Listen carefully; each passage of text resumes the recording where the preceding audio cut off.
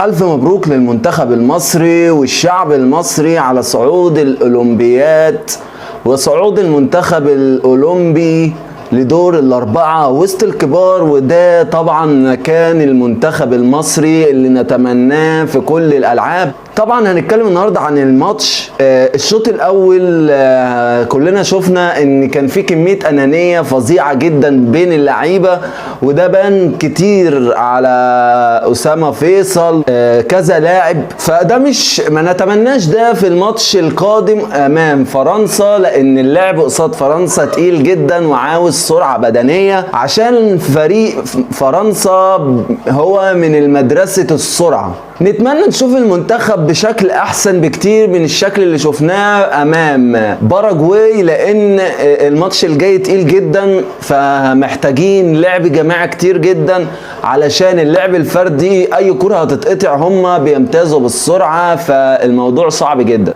طبعا شفنا المنتخب في الشوط الثاني باور عالي جدا من زيزو، لما شفناه في اللقطة اللي كان في طرقة الملعب وبيتكلم مع اللعيبة، عدا تحفيز كبير جدا ليهم. زيزو في الشوط الثاني شكل تاني، نتمنى نشوف المنتخب في النهائي اكيد، ولا قدر الله ما حصلش نصيب يبقى لازم بعد التعب الكبير ده ميداليه برونزيه، ودي حاجه لازم تحصل عشان التعب الكبير ده. وطبعا الف مبروك للمنتخب المغربي صعوده برضو للمربع الذهبي، فكده ضمننا فعلا ميداليه في منتخب عربي في الاولمبياد. نيجي طبعا للاكسترا تايم، وكلنا شفنا لعيبه المنتخب بدنيا قليلين جدا، وبدأنا تعب يظهر علينا جامد جدا، كنا محتاجين شغل اكتر. نيجي لضربات الجزاء اللي كلنا اتصدمنا منها، لعيبه بتمركز محترم جدا،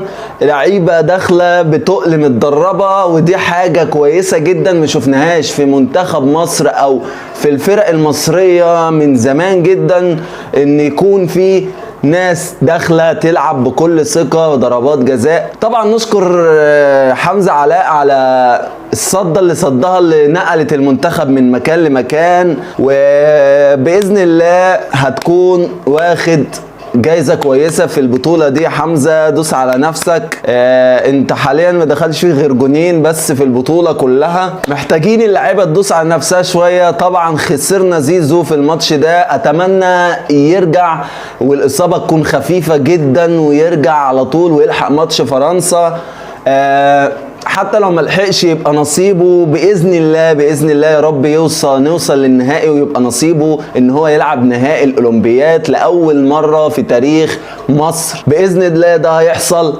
بلعب برجوله، لاعبتنا تكون واقفه كده بصلابه.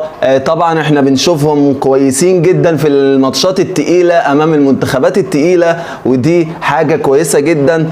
ان شاء الله المدرب الفني يعمل حاجه كويسه مع المنتخب. طبعا المدرب الفني ده خد الاولمبياد دي قبل كده مع البرازيل، باذن الله ياخدها لتاني مره مع المنتخب المصري باذن الله. اشوفكم في فيديو جديد ان شاء الله قريب، هتوحشوني، سلام.